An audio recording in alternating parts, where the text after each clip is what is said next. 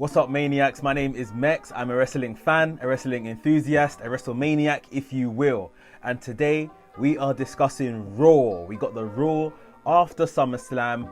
For me, it wasn't the greatest of shows. I've got a few negative points to come to you with today, and then we're going to run through the results. So if you want to hear everything I need to say about Monday Night Raw, stay tuned. Right here at WrestleManiac UK, I discuss everything that is WWE and AEW. So if this sounds like the place for you, make sure you hit the subscribe button and make sure you click the notification bell so that you get notified every time I drop a new video. Ladies and gentlemen, without further ado, let's get into the review. So probably one of the bigger points coming out of Monday Night Raw was we got the debut of Keith Lee. Now, he just lost his title, his NXT Championship, the other night on NXT TakeOver 30 to Karrion Kross, and he was basically quantum leaped straight to the main roster. They said they were not going to waste any more time with this, no rematches, no nothing. I mean, there's all these arguments for when is the right time to push someone forward to the main roster. I mean, with everything that was going well for Keith Lee, I don't think this was the right time. I think he definitely should have kept his NXT title, defended it a bit more. Karrion Kross got some more high-profile wins, and then Karrion Kross can beat Keith Lee first time for it. That would be fine. That would make sense. I just think it was all a bit too soon. But Keith Lee, now on Raw, we don't have to dwell any longer on what could have been on NXT. And they've already began to start, messing with him as far as I'm concerned.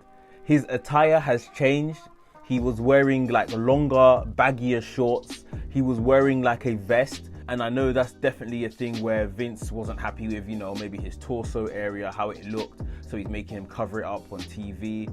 Very petty, but what else? He's been doing it on NXT, so why all of a sudden the change? His music has changed, which really annoyed me. I mean, these things I'm mentioning are very little things, but they are important with making sure that there is some type of continuation with what we knew in NXT and what we're gonna get in Raw. But they always treat these call-ups as if NXT never happened. The only thing they ever acknowledge is the championships they won in NXT. Anything they did storyline-wise, their packaging, it's like a new person when they get up to the main roster, which is really frustrating. So they've already started messing with Keith Lee in that way.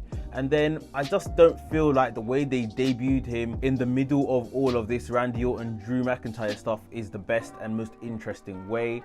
He basically came out to defend Drew McIntyre's honor against Randy Orton, told Randy Orton, look, I want a match against you. Randy Orton granted him that match later on in the night.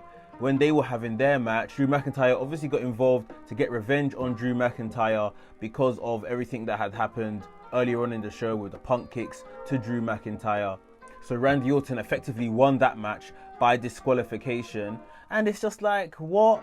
Keith Lee later had a little backstage interview saying that it's not the dream debut that he would have wished for, especially because Drew McIntyre got involved, but he respects it because it's his friend. Drew McIntyre will be fine, but he still got beef with Randy Orton.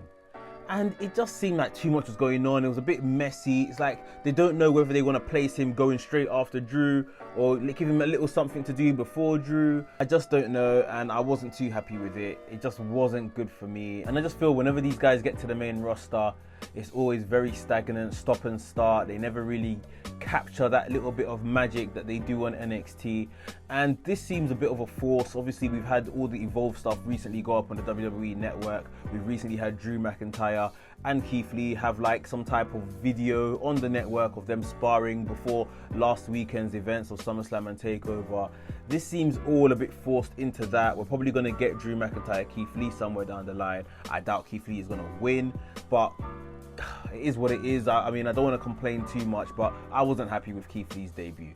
Just some other newsworthy points. We had Shayna Baszler and Nia Jax finally decide to put their differences behind them. They're going to team up and take on Sasha and Bayley for the tag team championships, the women's tag team championships at Payback.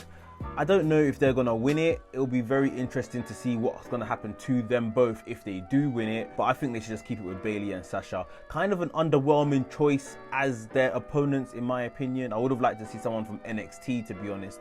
A couple from NXT come on and take Sasha and Bayley for those tag team championships. But yeah, that's what we're going to get at Payback. Raw Underground saw Bobby Lashley kind of just go on a tear. Him and the Hurt Business guys just kind of ran through everyone that was put in the ring with him. He was quite annoyed because earlier on in the night, he lost to Apollo in an arm wrestling match. Apollo still showing some great character coming through, really becoming like a bit of a cheeky kind of guy. It's not rude or arrogant, anything that he's doing. It's just really cheeky, the kind of things he's doing and getting away with, and the way he's laughing and celebrating like a child, is just, you know, really enjoying himself right now. It's going to be interesting to see between Bobby Lashley and Apollo Crews that take on each other at Payback for the United States Championship this weekend.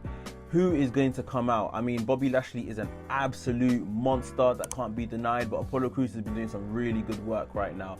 I am a bit afraid if Apollo Crews loses, this might be the end of him. He might just disappear into nothingness, but hopefully that won't be the case. We'll see.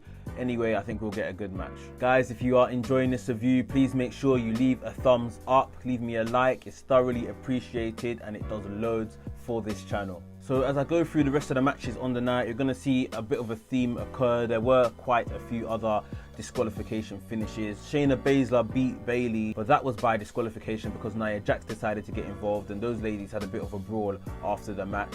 Bayley and Sasha walking away from the ring, calling the shots, telling Nia Jax and Shayna to rip themselves apart, and that's when they kind of formed their bond. And like I said earlier, they're going to take on Sasha and Bayley for the Women's Tag Team Championships at Payback. We had the fatal four-way match for the 24/7 championship. Cedric Alexander, Tozawa, Shelton Benjamin and R-Truth were in the ring. With the help of his ninjas, Tozawa got the win and is the new 24/7 champion. Montez Ford defeated Angel Garza in a pretty good match. I mean, the main story happening in this match was that Demi was ringside for the first time and Ivar actually came down and swooped her away with the turkey leg after being Angel Garza's guest. I guess that is kind of rude. Angel Garza was distracted, which gave Montez Ford the upper hand, put him away with one of those 180-degree spinning frog splashes, and yeah, Montez Ford got the win. We got the Riot Squad and Bianca Belair defeating the Iconics and Zelina Vega.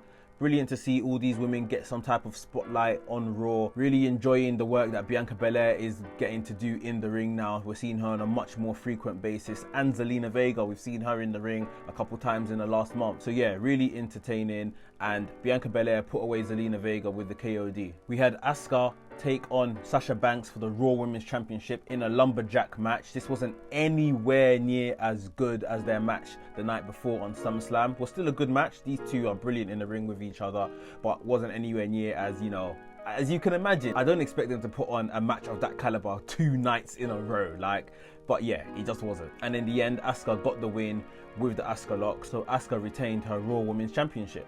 And in a match I thought we were going to get on Payback, we had Rey Mysterio and Dominic Mysterio take on Seth Rollins and Buddy Murphy. Now, we may still get this on Payback, who knows, but it was a really good match. Dominic Mysterio is really showing that he's put in his reps and, you know, this isn't just a flash in the pan. He is actually a decent wrestler and will grow in confidence over the years. There was a real giddiness about those two when they came out, Dominic Mysterio and Rey Mysterio, obviously father and son getting to be in the ring together at the same time. Probably something at least Rey Mysterio has dreamt of for years, so it was a really feel-good feeling for those guys. In the end, the match didn't actually get a clean finish. Retribution got involved. Seth Rollins and Murphy escaped the ring, and Retribution literally decimated Rey Mysterio and Dominic Mysterio. And the show ended with Retribution all lined up, standing on the apron. I did think we were going to get a reveal, ski masks off, hoods pulled back, but it never happened, and the show faded to black. So guys, that was my Raw review. Like I said, a bit underwhelming straight after the night of SummerSlam. Maybe everyone was just a bit tired and couldn't really give it their all, in my opinion, because SummerSlam was very, very good. If you haven't watched it, go and watch it. But yeah, I don't think anything really happened in terms of advancing a lot of stories, especially with Payback being around the corner. Maybe this isn't going to really be a Raw heavy pay-per-view, and maybe more SmackDown matches we're going to see on the Payback card. Guys, if you enjoyed this review, please give us a thumbs up. It really helps the channel and we thoroughly appreciate it. And if you're new here, welcome. Please consider subscribing and hit the notification bell so that you get notified every time I drop a new video. WrestleManiac UK signing out, and I'll see you soon.